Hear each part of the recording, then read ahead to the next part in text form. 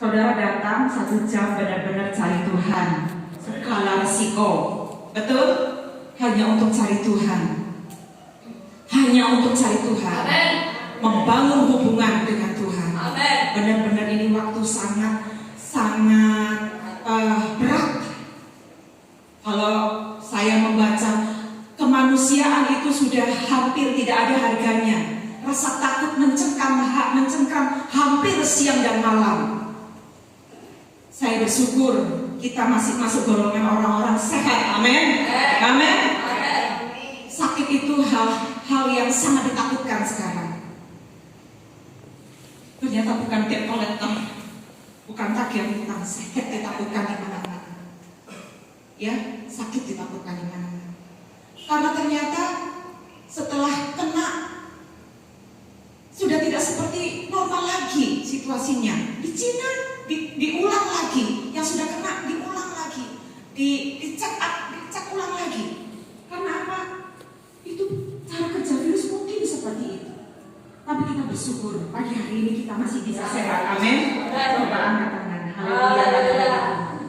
Benar-benar ini sebuah penyaringan. Saya melihat berita di satu negara yang sangat berat. Kita beruntung Indonesia ini masih termasuk sangat bagus. Purbalingga masih sangat bagus. Di sana ada orang menaikkan orang yang sudah kena, kemudian ditaruh di gledek, bukan di gledek.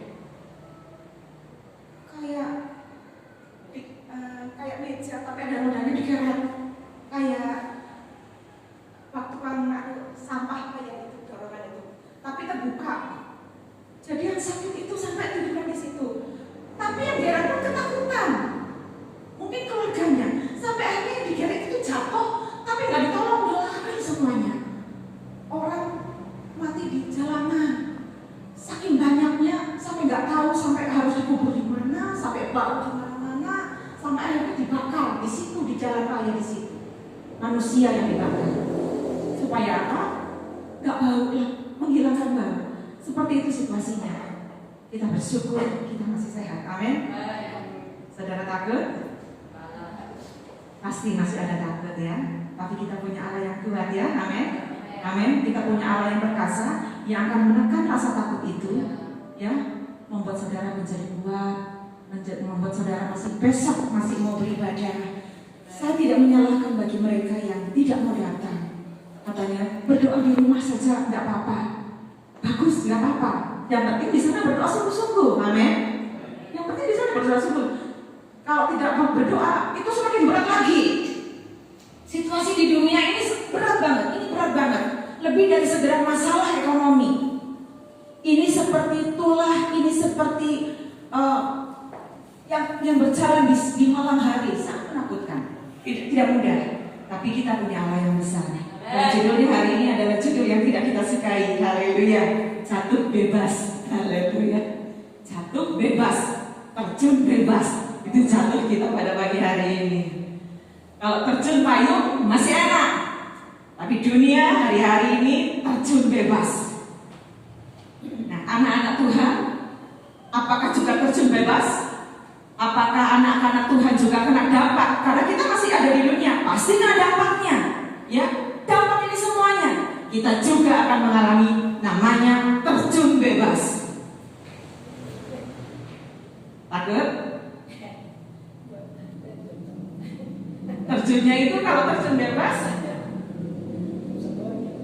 Nah, kalau ini jatuh, blok kayak gitu ya. Saudara, kecepatannya itu berapa ya? Tergantung berat saudara. Bisa terjun sakit sekali, jatuhnya mungkin di tempat yang empuk, di rumputan, atau di sungai, atau di batu-batuan. Benar-benar situasi yang sangat tidak enak, terjun bebas. Tokoh inspirasi kita adalah Musa. Musa waktu di Mesir,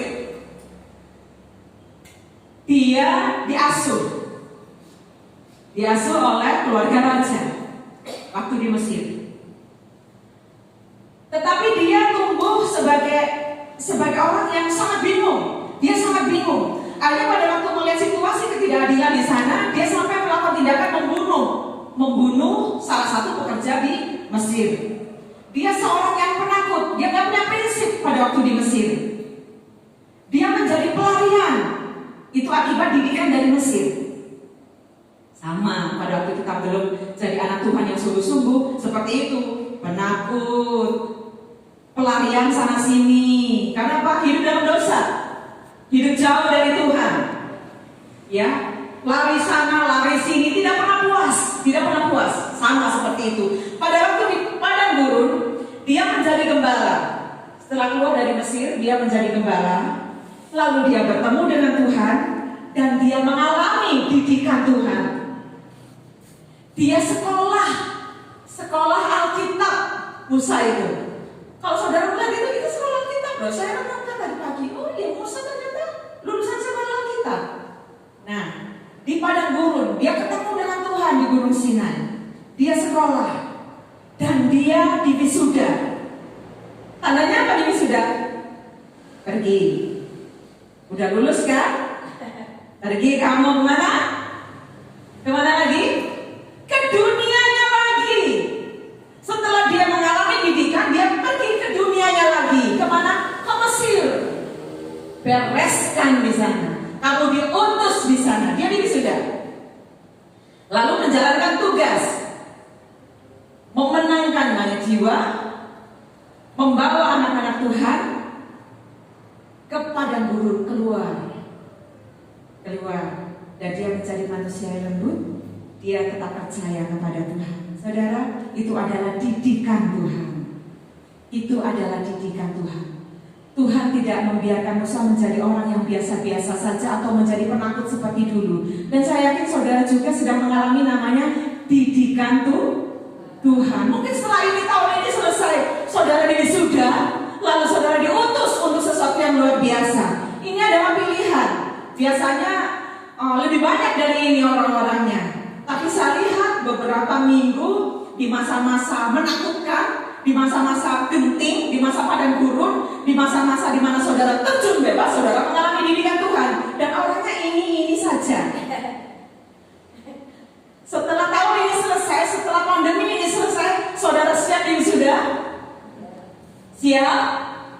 Karena saudara siap dididik ini, menghilangkan ketakutan. Levelnya tambah naik, tambah berani, iman tambah berani, ya kan? Mulai bagaimana cara hidup bersih, bagaimana mengatasi lingkungan yang orang lain takut. Saudara, ya, saudara mengalami didikan. Saya yakin, saudara semakin berhati-hati dengan yang namanya kotor. Betul? Saya yakin situasi ini membuat saudara semakin bersihan. Gak jorok lagi, ya sungguh-sungguh.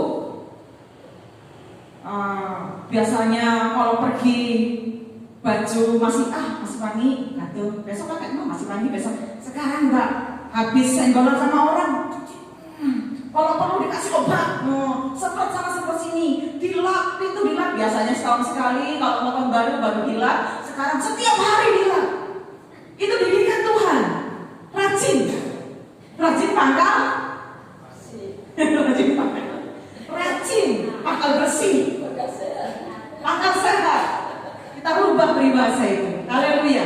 Didikan Tuhan setelah ini menjadi orang yang siap untuk menyambut sesuatu yang luar biasa. Haleluya. Ya, Ulangan kita akan baca bersama-sama. Ulangan 32 ayat yang ke-9 sampai 12. Haleluya. Masa-masa sulit seperti ini, Allah harus menjadi tempat perlindungan kita. Kita akan baca bersama-sama.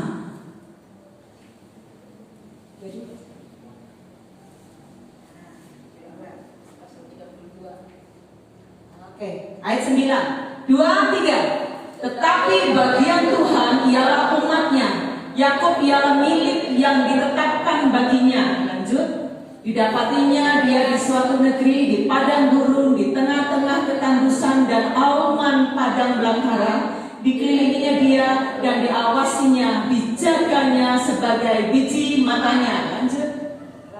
Laksana Raja Wali menggoyang bangkitkan isi sarangnya, melayang-layang di atas anak-anaknya, mengembangkan sayapnya, menampung seekor dan mendukungnya di atas kepaknya. Lanjut.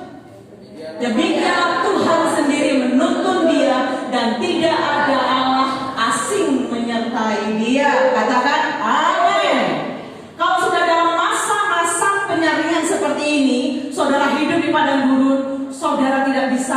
tidak akan mengandalkan yang lainnya. Semua tidak bisa kita andalkan selain daripada Tuhan. Amin. Ya, selain daripada Tuhan saat ini tidak ada yang bisa kita andalkan. Tidak ada yang bisa kita percayai. Manusia tidak lagi bisa dipercaya. Amin. Kalau dulu saudara pegang uang di mana-mana, sekarang malas pegang uang karena uang sarang penyakit di mana-mana.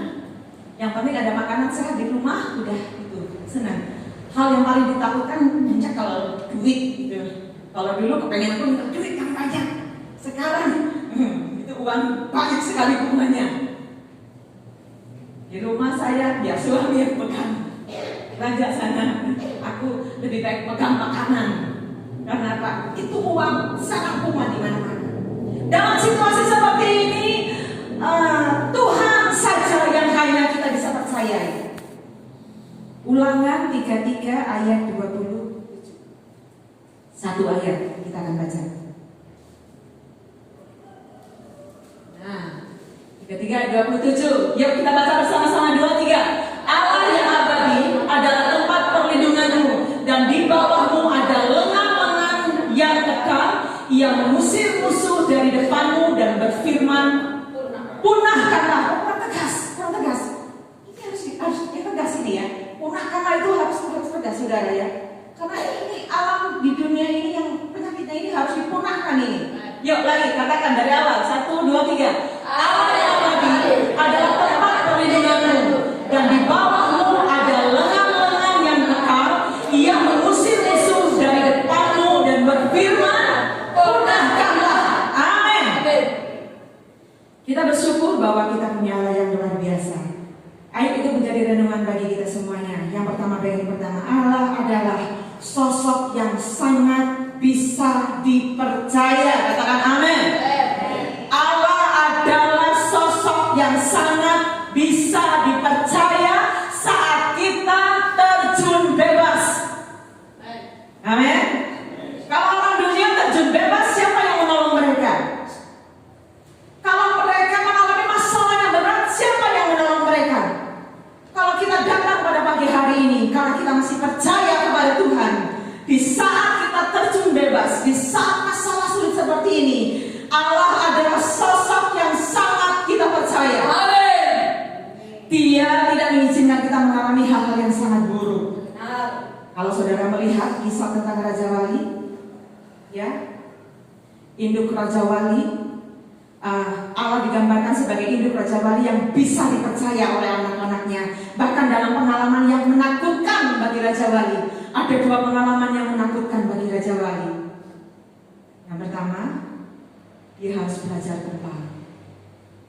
Yang kedua, dia harus memperpanjang umur.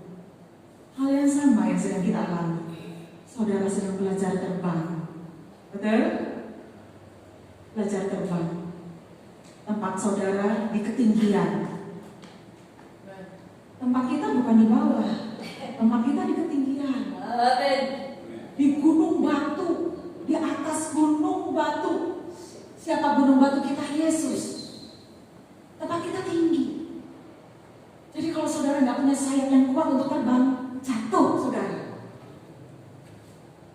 2 hal yang paling ditakutkan oleh Raja Wali, terbang, dan dia harus memperpanjang umur setelah sekian tahun umurnya.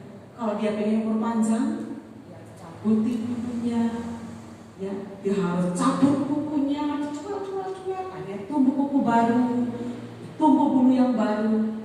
Dia harus mengalami sakit, itu yang paling ditakutkan. Dan mengalami sakit itu terjadi pada kita hari-hari ini. Dan saudara sedang latihan terbang. Ya. Dan saya percaya bahwa induk kita tidak akan biarkan kita jatuh terjun bebas. Ya, pasti ada kasur di bawahnya. Kalau saudara bayangkan, Tuhan jangan biarkan aku jatuh di atas sungai atau di lautan atau di padang gurun di mana, mati aku di sana. Bayangkan saudara, kalau saudara sampai harus jatuh, ada masalah. Lengan Tuhan itu gede banget, kuat banget. Di situ saudara digendong. Amin. Jadi takut boleh ada. Kenapa? Orang jatuh dari ketinggian, gak mungkin jatuh, asik.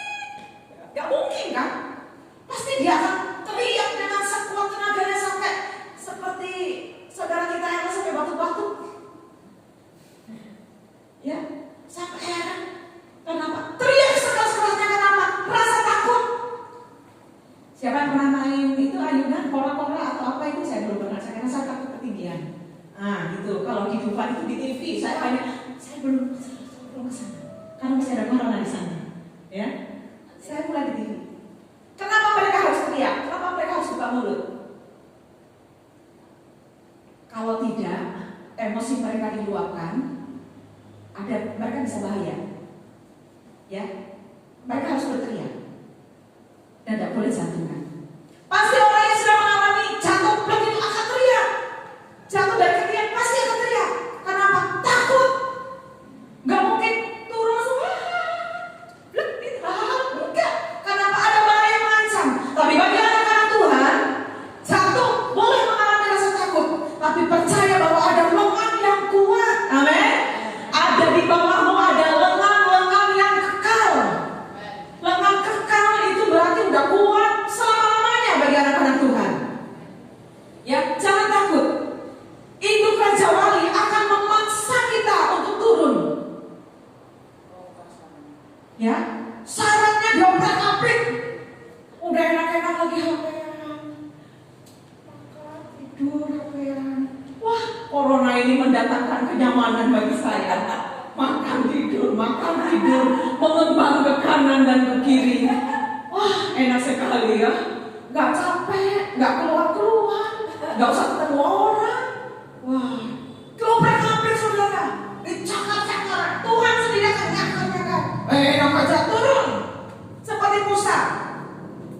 Enak aja kamu bukan orang dari Mesir. Asalmu bukan dari Mesir. Kamu adalah anak Tuhan. Diobrak-abrik itu syaratnya, kerajaannya. Diobrak-abrik. Dia diberi rasa gak suka melihat anak-anak Tuhan dianiaya. Ada dia harus membunuh, ada dia lari. Diobrak-abrik itu syaratnya. Kehidupan Musa diobrak-abrik. Sebenarnya dia bisa menjadi calon raja. Bukan dari generasi orang Mesir. Bisa saja. Malah nyaman di sini. Biar aja lah. Itu saudara-saudaraku disiksa, nggak apa-apa sebenarnya kan aku enak. Ngapain mikirin mereka? Udah biar aja di sana itu mayat-mayat pada berkelimpangan. Ya udahlah.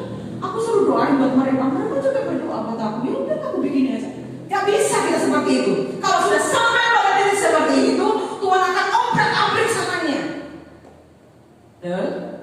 Pernah mengalami diobrak-abrik sarannya?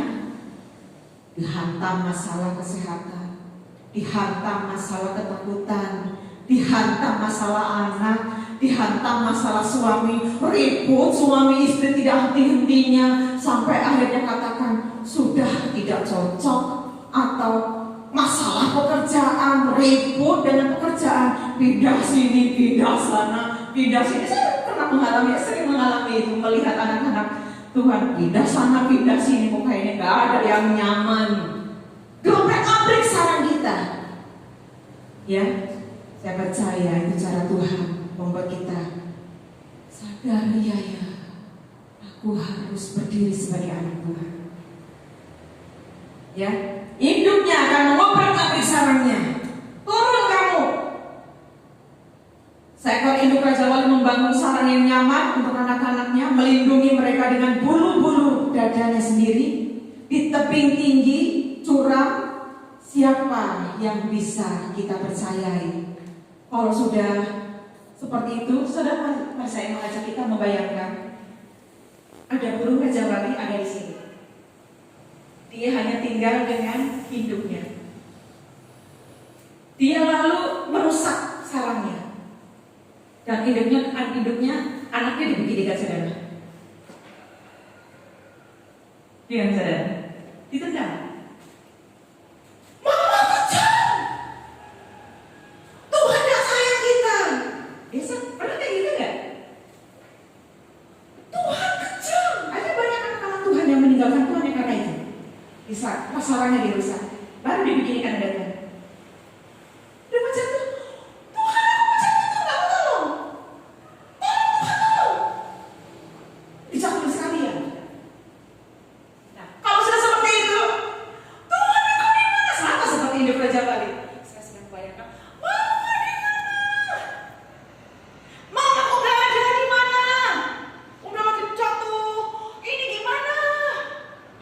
Saudara, saya percaya bahwa hidupnya punya sayap yang besar. Dia langsung akan bisa. Dia tahu situasi yang sulit. ambil lagi sebelum Raja Wali, anak Raja Wali itu sampai ke bawah, diangkat lagi.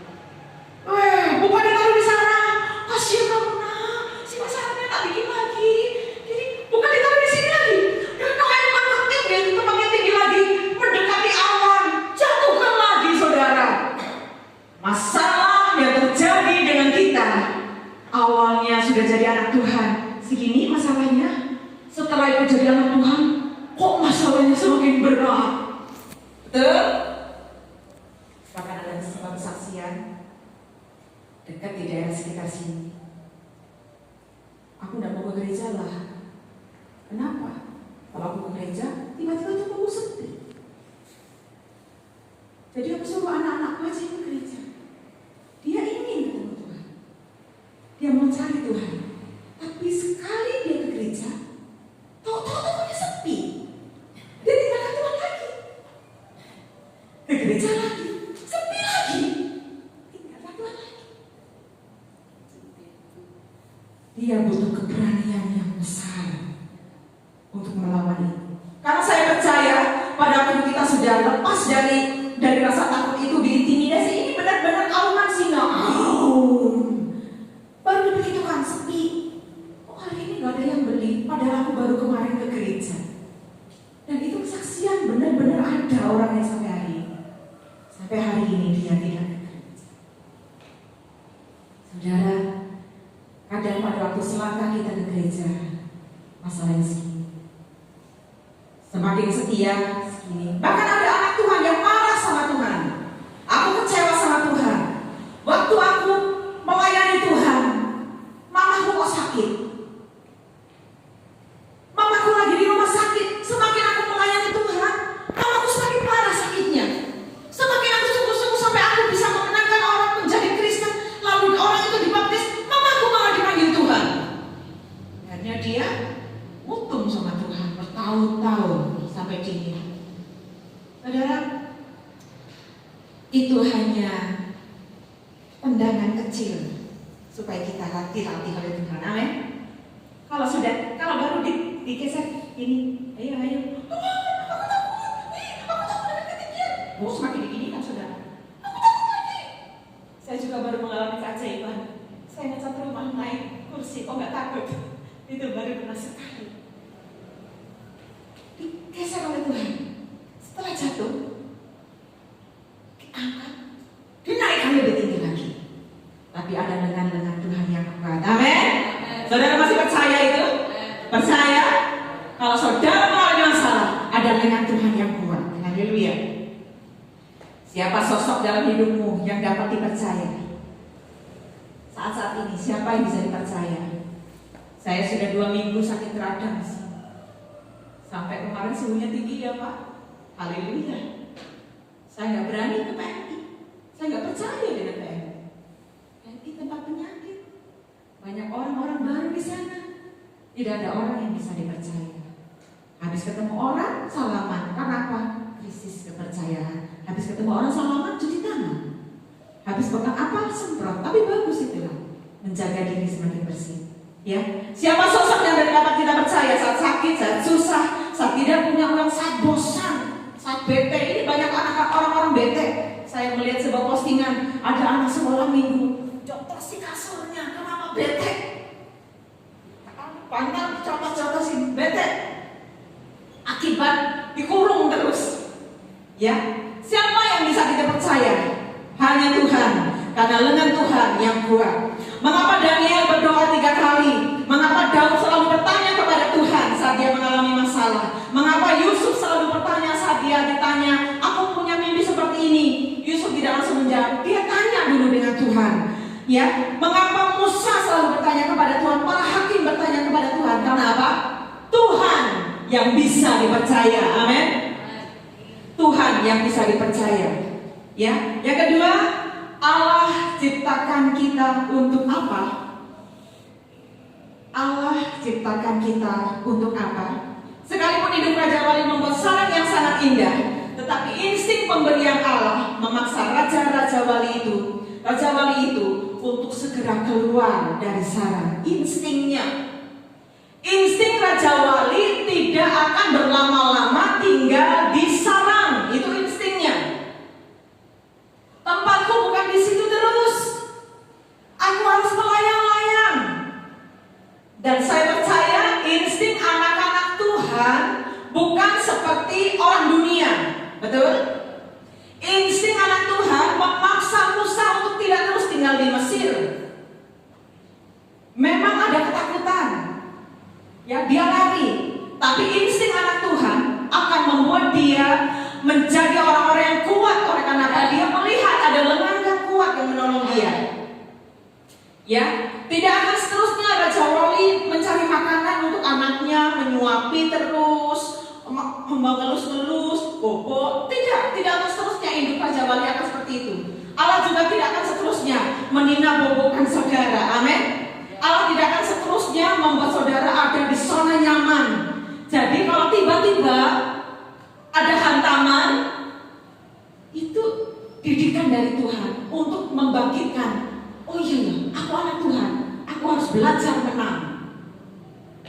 Aku harus belajar menang. Seperti si Musa, pada waktu di insting anak Tuhan yang mulai muncul, dia anak Allah, dia keluar dari Mesir, lalu dia mengubah dirinya. Dia bukan lagi menjadi orang penakut. Dia datang lagi ke Mesir sebagai seorang yang pemberani. Dia bukan orang yang pintar ngomong, tapi dia berani berbicara. Ya Tuhan akan tolong. Tuhan akan tolong kita untuk terbang.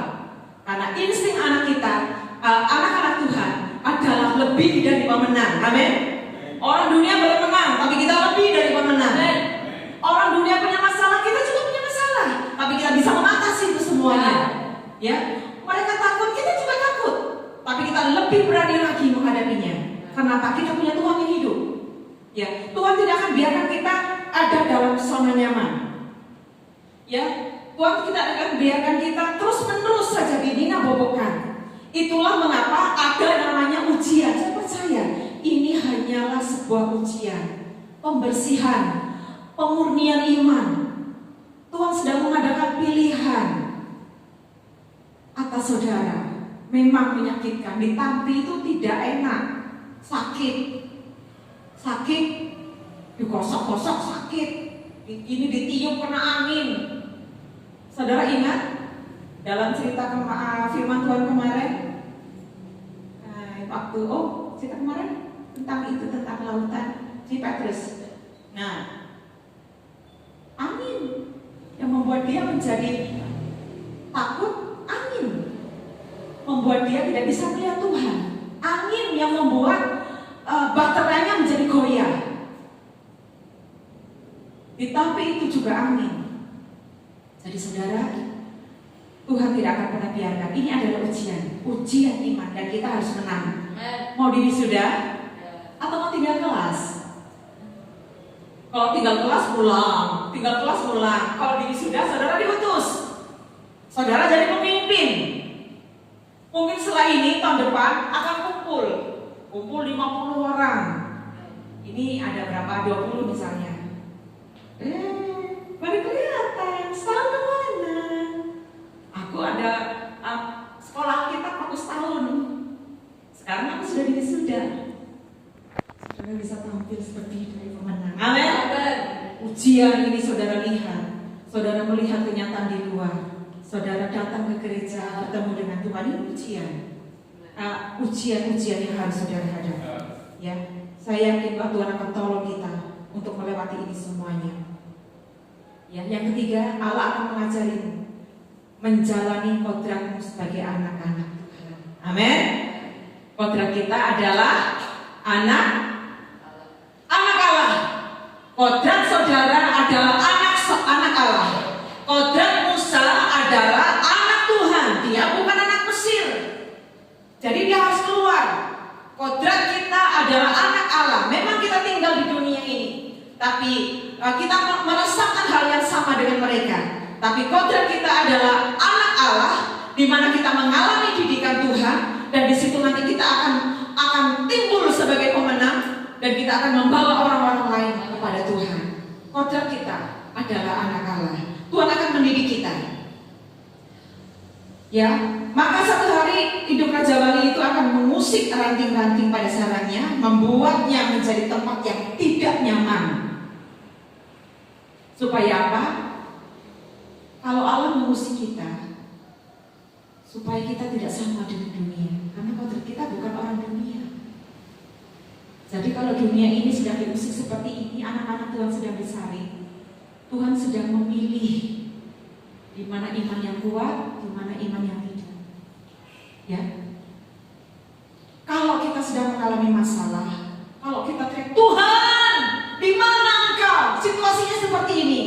Saya yakin Tuhan gak akan, gak mau tahu lah, gak mau tahu. Enggak.